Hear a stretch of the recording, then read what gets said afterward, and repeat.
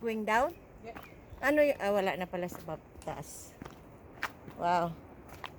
This is it. Be careful. Good thing it's dry from the rain this morning. So it's really good for hiking right now.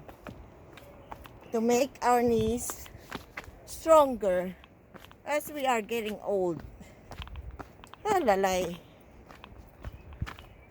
We have to prepare our bones for retirement. Right, May? Yes. Drink Yes. lots of milk. Drink a lot of milk. Ay, ay, ay, and orange juice. Oh, lalay. Wow, that's beautiful out there.